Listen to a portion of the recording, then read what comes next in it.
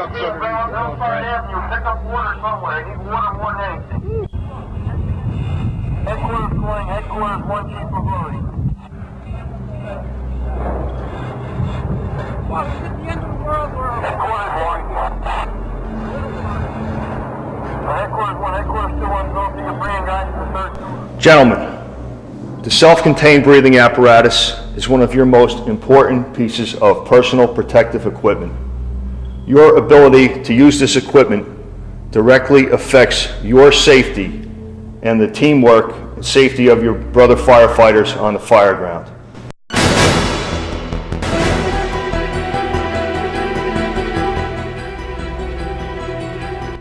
Okay guys, this morning we're going to talk about the turnout gear you received yesterday. It consists of your bunker pants with your boots, your turnout coat, helmet, your mask, which is nice and clean at the moment, but after a few working fires it's going to be all scratched up, but it won't make a bit of difference anyway. You're not going to be able to see anything in a working fire, it doesn't matter.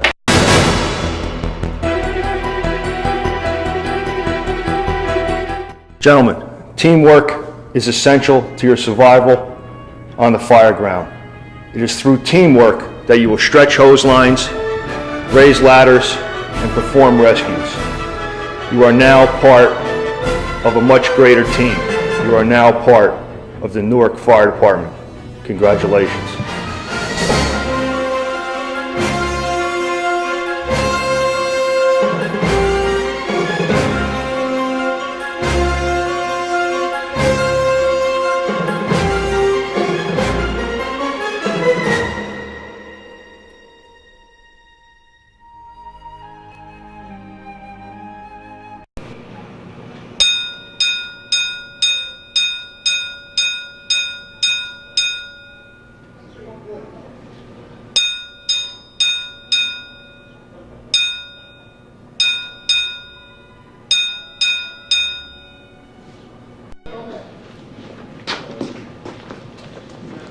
Yeah.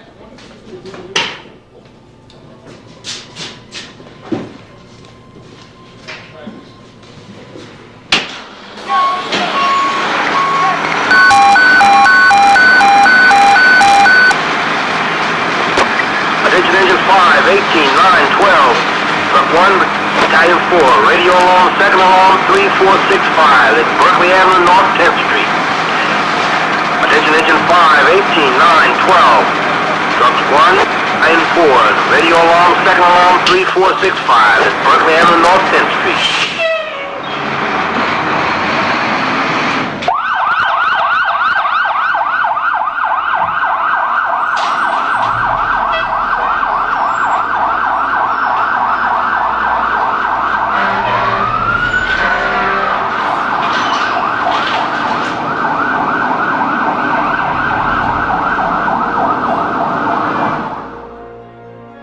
It has been since 1889 that Newark's bravest have been a professional paid department, responding to many alarms to protect the lives and property in the largest city in the state of New Jersey.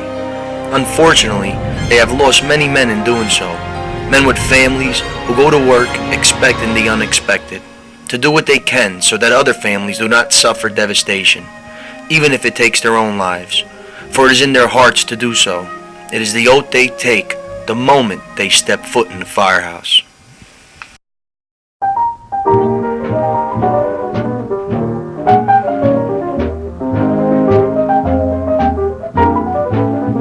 the very thought of you, and I forget. It all started back in 1884 when Chief Engineer Charles A. Bannon requested a permanent paid department. On June 1st, 1889, the paid callman system was created. 123 officers and men were hired to give their full time to work for the Newark Fire Department. As population grew, so did the need for additional manpower, which had risen to 172 total personnel. It was in 1892 Newark's first fallen hero had lost his life. Firefighter James Stivers of Engine 2 was killed when he fell off the apparatus while answering an alarm. By 1910, the motorization era had begun, when the first Chief's automobile was purchased, but it would be 13 years later before the entire department would be motorized. The Roaring 20s brought motorization, but the 30s brought Great Depression. and it hit the city hard. 100 men received layoff notices on April 1st, 1933. This would last for 15 days. The remaining firefighters gave up a day's pay to bring them back. The future would bring better, yet busier times. By 1938, manpower had risen to 665 officers and men.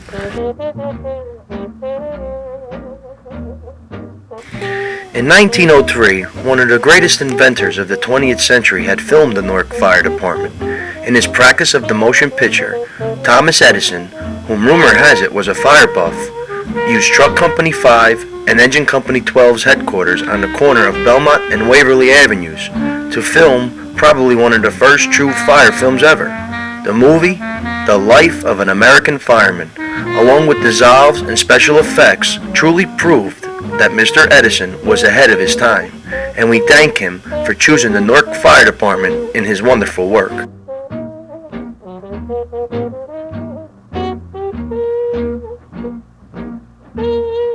In 1942, a young man by the name of Reggie Frenchy Fredette was hired to proudly serve the Newark Fire Department at Engine Company 6. His sons George and Ray, in time, also became firefighters. Frenchy Fredette today stands as one of the last true members of the department's past. All I saw in him was the Newark Fire Department. I'll tell you how the department's running in 42. It was right after the Depression. The new old guys wanted a $500 increase in pay, and they were promised that. Then they were so depleted men, for 10, 12 years, no new blood came in.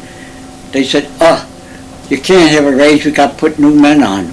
So the old guys, they were mad because they were talking about putting new men on. There goes a $500 raise in pay. Matter of fact, I used to be the housekeeper. I used to buy all supplies, the coffee and the milk, and all that was big. That was a big thing during the war years when everything was rationed, sugar and all that. When I go to these A&Ps to get the coffee ground up, they'd say to customers, we don't have no coffee, and they'd hear me in the back room grinding up the coffee, and they could smell it. A&Ps used to take care of the firehouse. They always took care of us, real good. Well, right after the 47 is when the new guys come in from World War II. Then we started getting a little blood in, young blood. Well, I was old when I came in. I was about 32 years old when I came on the job, because there was no examinations for 10, 12 years. And if you just missed the other group, like that ended in 1930, there's nobody come in. And the other old guys, they started getting old, they couldn't drive anymore, they couldn't take the lines in. It was like when I got old, you couldn't move that 2.5 inch. If you're in the 4th Battalion, you have so many fires, so much experience, you know what to do. Same way, the best cops in the city are in the 4th Battalion. Why? Experience. If you're like in a small town, you don't have all the experience. The busier you are, the more experience you get and the better you become.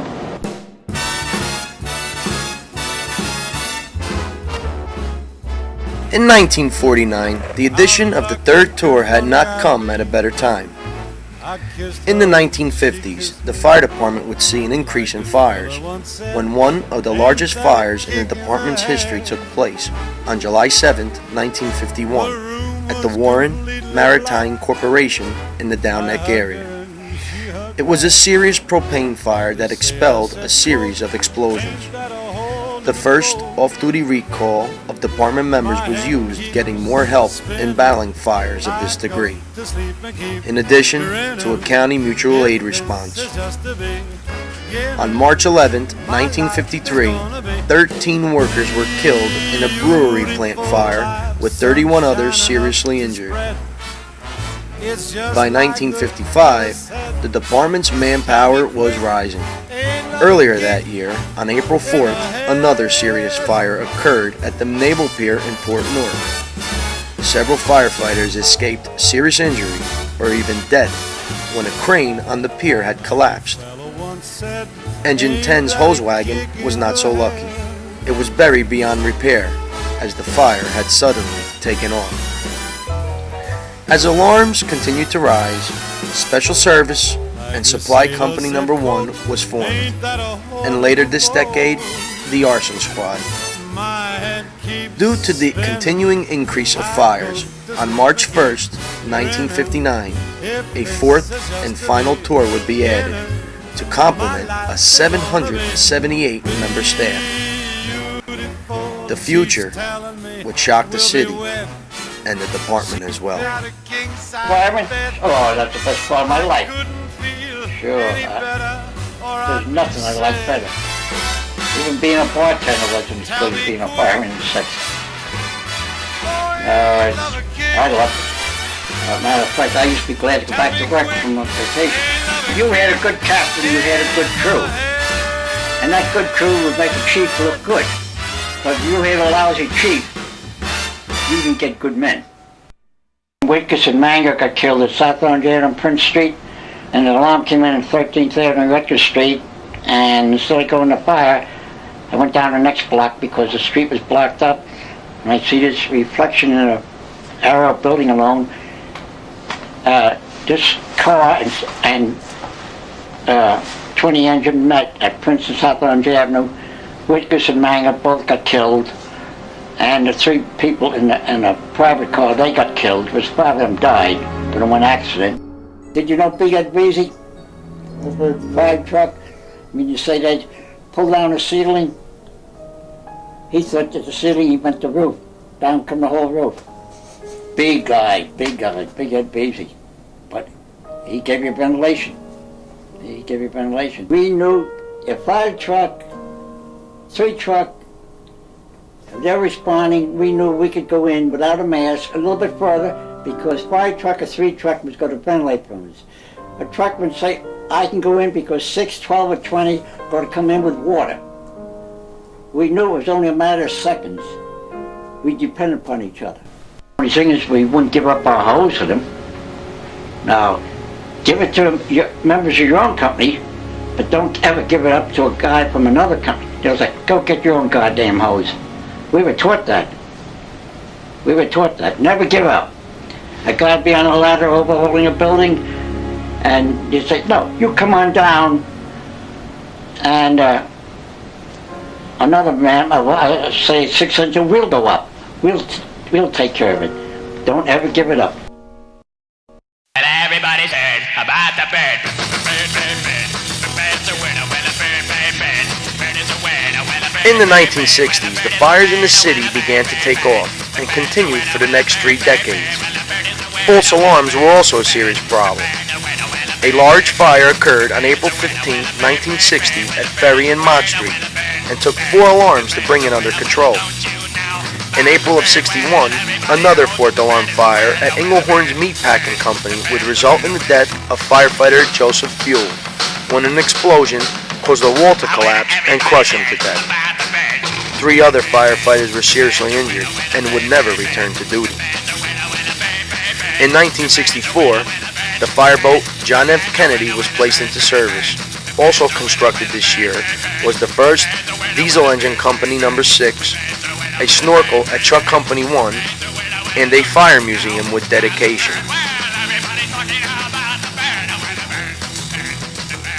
But July 13th, 1967 had marked a sad day for the fire department and the city of Newark. Riots unleashed approximately 2 weeks of mayhem.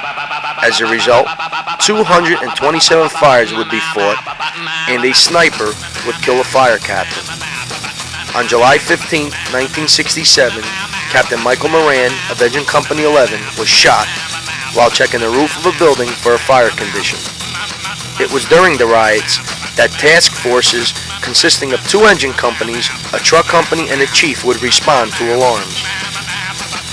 The end of this decade would see another of Newark's largest fires. In 1968, a fire at Avon Avenue and Bergen Street resulted in the destruction of 35 buildings. Some say, if not for Avon Avenue School, the fire could have resulted in a conflagration.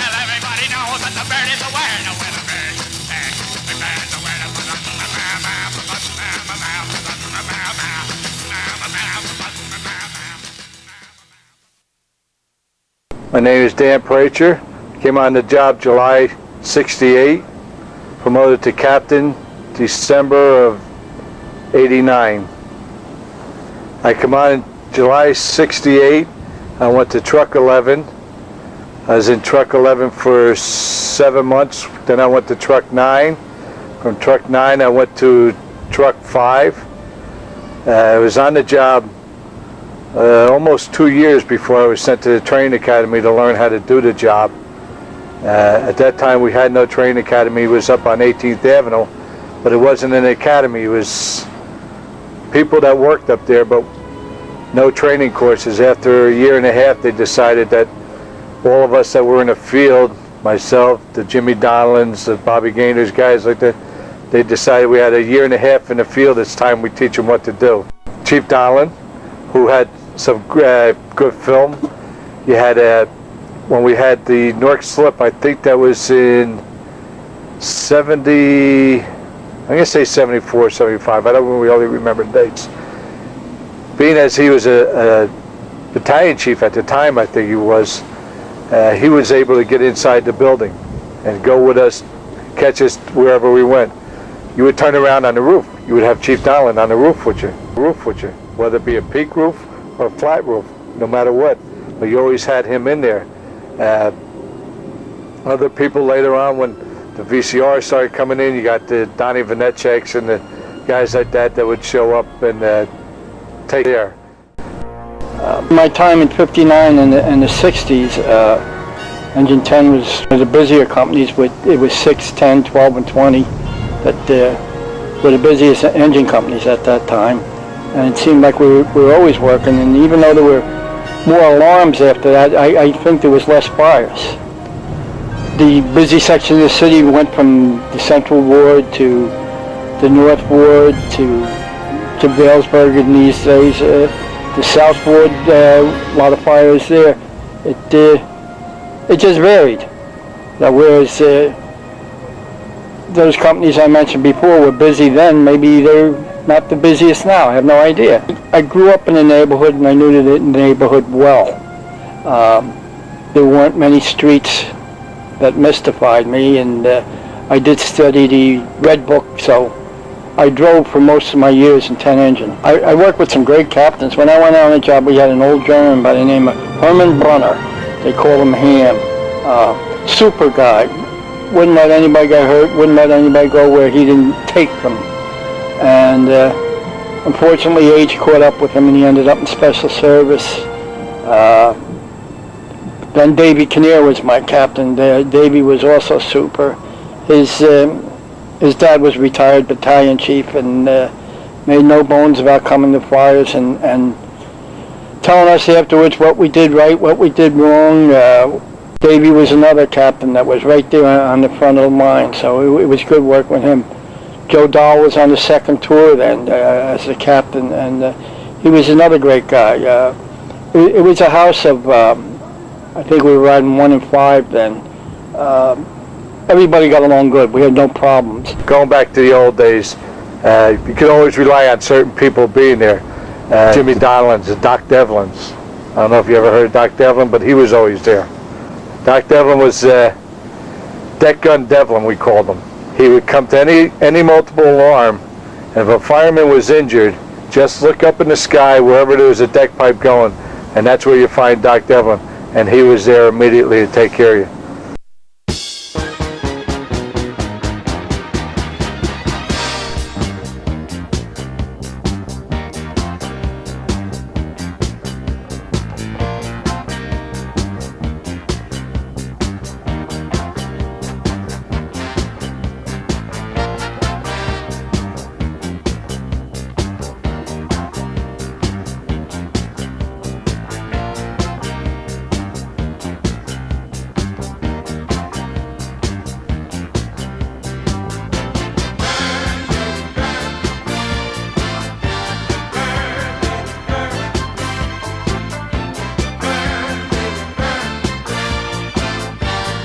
In the 1970s, disco was rising on the charts, but so were the total alarms of the Newark Fire Department.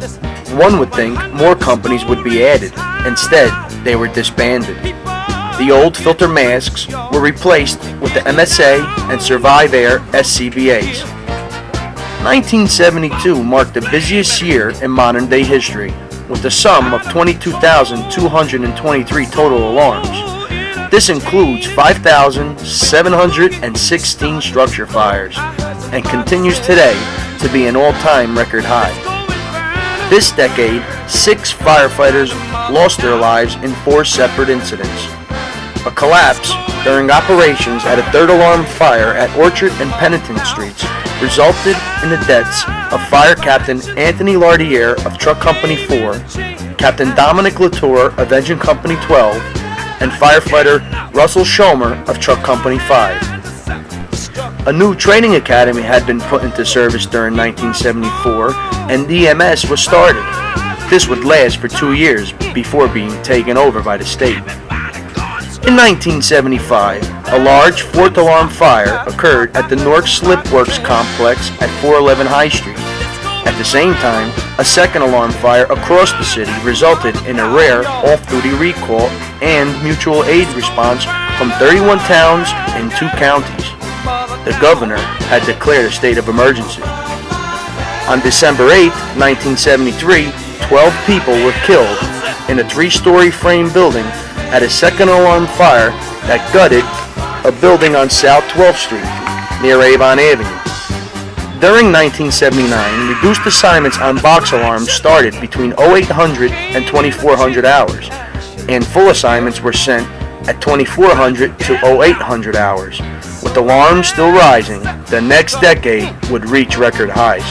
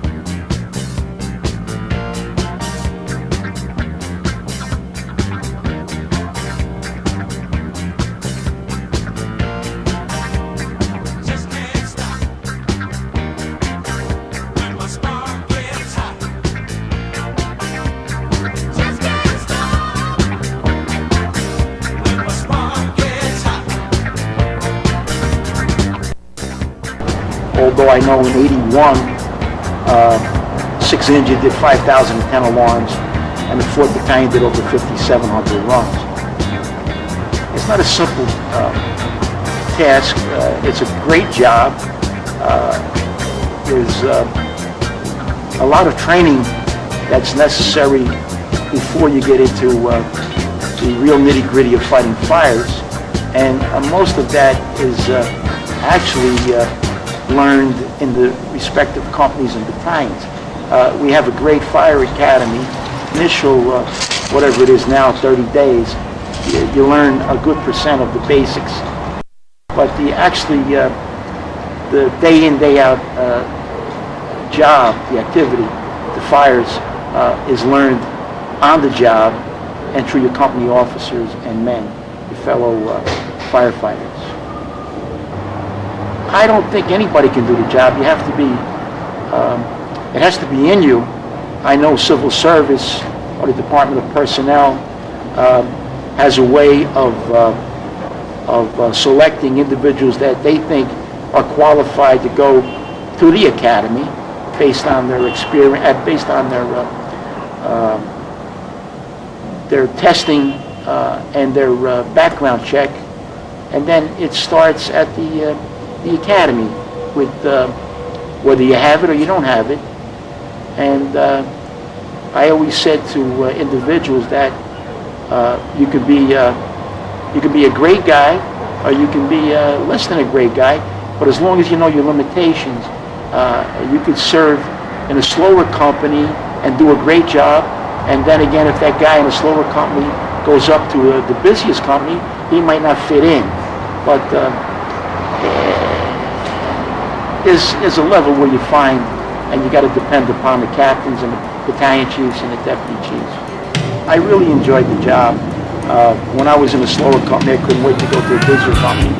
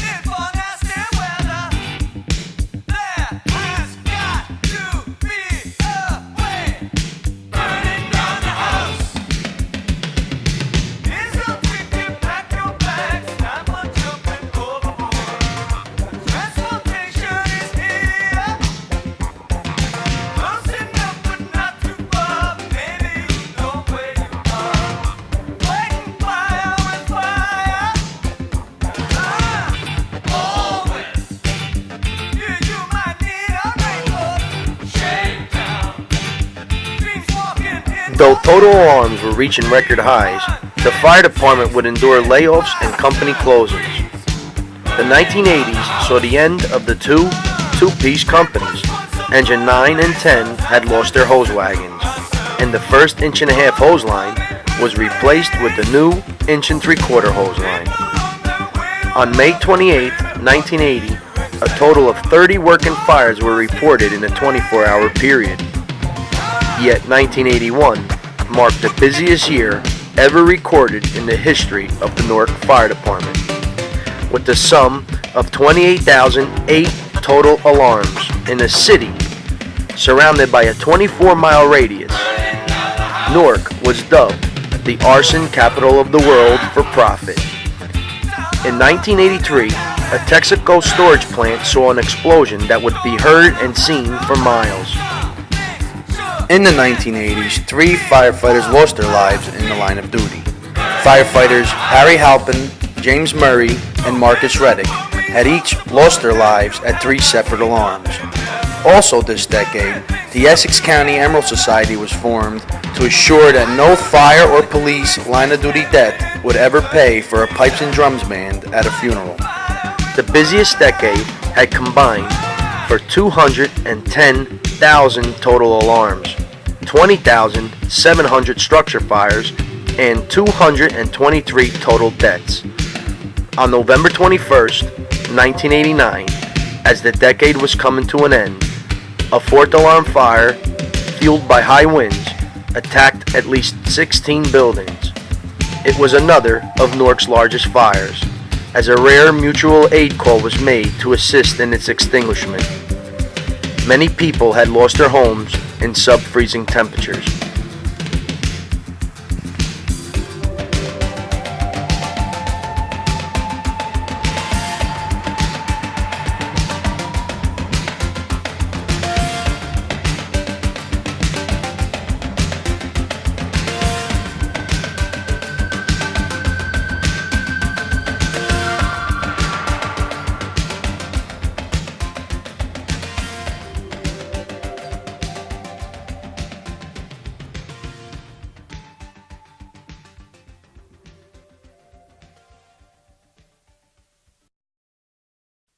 We were fire death capital of the world for a long period of time, primarily because of the structures and the type of individuals that resided and the people that come in from the outside and torch them. We had as many as 48 fire deaths in a year. I mean, the average was probably 24, 25, but we were as high as 48, somewhere in between. We were the fire death capital. In the 80s, we hit our peak period, I believe. And I see the workload coming down from what they tell me, and from when I retired in '94 or '95, the workload was descending. I think the department is in the right, has gained a lot of recognition, a lot of prestige. I think the training and the equipment is top-notch. The caliber of officers, a vast improvement. If you go back to 62, it's like everything else. Modernization. The selection process, I think, is right up there as far as recruits. I think the officers are very capable, and I'm proud to say that I served 32 years on the Newark Fire Department, ascended to the rank of deputy chief. It ain't no joke, I'd like to buy the world a token, teach the world to sing in perfect harmony. In the 90s, 3 firefighters lost their lives in the line of duty. Captain Joe McCarthy, firefighter Michael Delane, and firefighter Richie Hines lost their lives on 3 separate incidents. Though structure fires started to decline, so did manpower. The membership was challenged with rotational closing, which would close 4 companies per tour. This would last through the decade. Companies riding with 1 officer and 4 men were reduced to 1 and 3. Might as well be walking on the sun.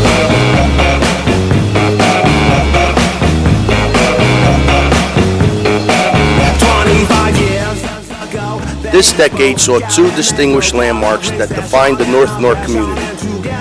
Both Biazzi's and Vesuvius restaurants perished, with Biazzi's beyond repair.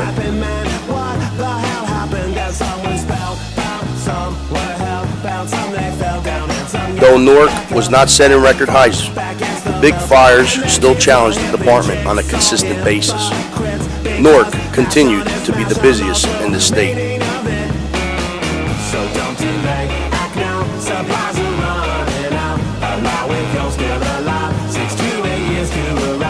Low-frequency, high-risk incidents around the country, such as Oklahoma City and the 1993 bombing of the World Trade Center, raised awareness on terroristic threats, as well as secondary devices to kill first responders.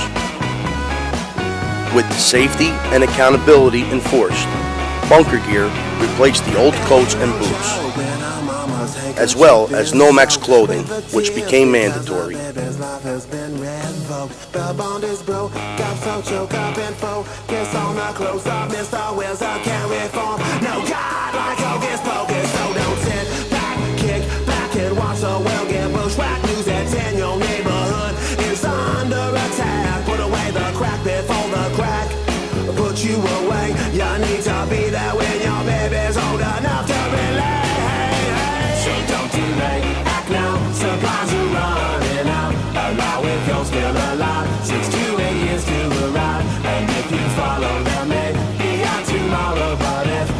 In 1999, Monsignor Horton Roth, the fire department chaplain, died of natural causes. He will never be forgotten. The next decade would shock the city, as well as the entire world.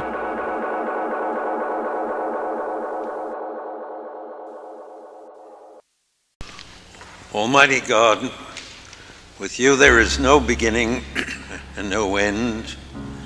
You are the origin and goal of all creation. Pour out the grace of your blessing upon all here present.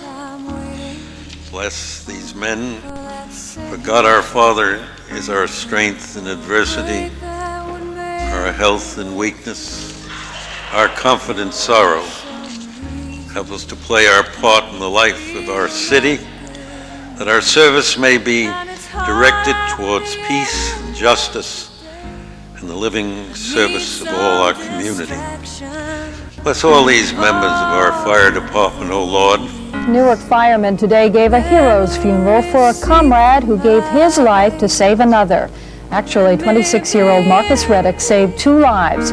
He was killed last week trying to rescue a fire victim. I'll find some peace tonight in the arms of the angel. Fly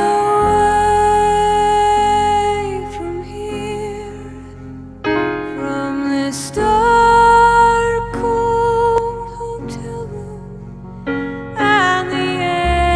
Newark tonight, a heroic young fireman has been laid to rest. Yes, he was a nice young man. I'll tell you, that's good.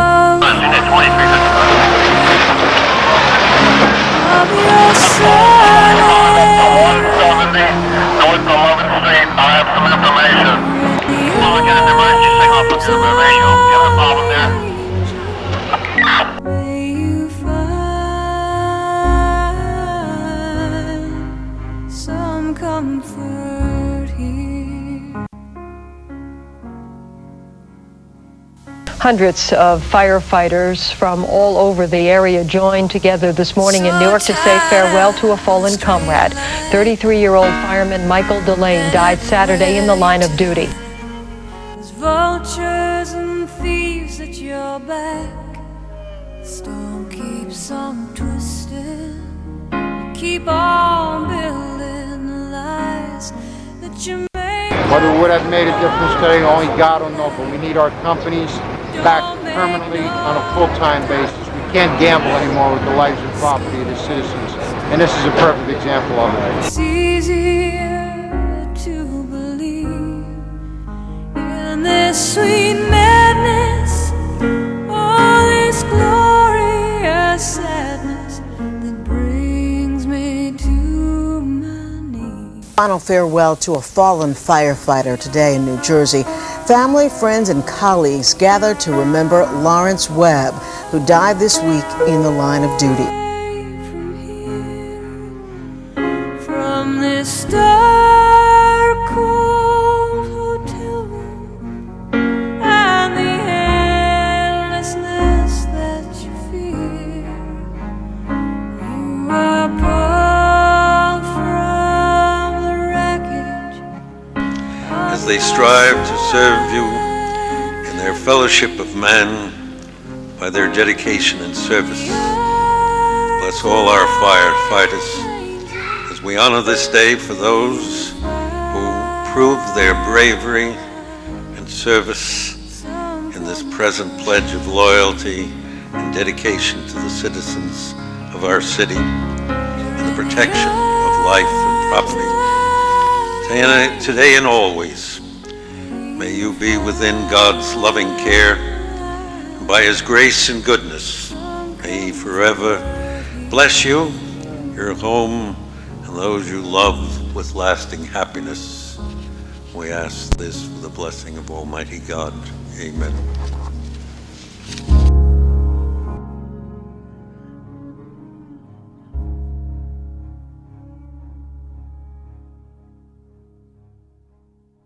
Two airplanes have crashed into the World Trade Center in an apparent terrorist attack on our country. I saw this plane come out of nowhere and just ream right into the side of the Twin Tower, exploding through the other side. Officials at Somerset County Airport say a large plane has crashed just north of the airport. That's about 80 miles southeast of Pittsburgh. The FAA has ordered all air travel stop. Unclear in all of these attacks the number of dead and injured. We began to get reports of events taking place in Washington. A huge cloud of smoke. This is devastation. Catherine Abate, this had to be the worst thing you've ever seen. Would you dance? Our lives will never be the same. If I asked you to dance. South Tower, the second tower, collapsed. Would you run? And we were just in a cloud of darkness. Never look back. And we had to feel our way to clearness. Would you cry? That's when World Trade Center blew up. If you saw me crying. We've been pretty much walking ever since. And would you save my soul tonight? The city of New York is pulling together in a time of need. Would you tremble if I touched your Washington, D.C. is utter chaos right now. Would you laugh? Echoes of 1941. Oh, please tell me. Firemen who put their lives on the line. Now would you die? And they know that it's bad out here. One you love. A woman from Manhattan talking to three women from Wisconsin. Put me in your arms tonight. Who were here on their vacation, and she's offering them a place to stay. I can be your hero, baby. Perhaps a second day that will live in infamy. I can kiss away the pain. We're so frightened because we think something else is going to blow up. I will stand by you forever. The U.S. will track down those responsible for the destruction. Freedom itself was attacked this morning by a faceless coward, and freedom will be defended. Would you swear that you'll always be mine. People are walking around in shock. Would you lie? He actually accelerated Would you run behind? into the building Am I in too deep? and it exploded. Have I lost my mind? It's a scene of utter devastation. I don't care, you're here. You heard a kamikaze sound effect out of a World War II movie. I can be your hero, baby. An emotional President Bush vowing to punish those responsible. I can kiss away the pain. I see no water going into that building. I will stand by you forever. He actually accelerated into the building. You can take my breath away. Make no mistake, the United States will hunt down and punish those responsible for these cowardly acts. I assume right now our nation's under attack and we're at war with some foreign The body. street is pretty much a war zone, which in fact some believe it's turned into. There were intense fires following the aircraft's impact into the building. I just wanna hold Every available emergency person has come I in. just wanna hold you. Oh yeah, am I in too deep? Have I lost my mind? We haven't seen anything like it Well, I don't care. You're here tonight. since the day of infamy, the attack on Pearl Harbor. And I can be your hero. I ask the American people to join me I can kiss away the pain. in saying a prayer for the victims and their And I will families. stand by you forever. You can take my breath away. The resolve of our great nation You can take is being tested. my breath away. Make no mistake, I can we will show the world that we will pass this test. hero.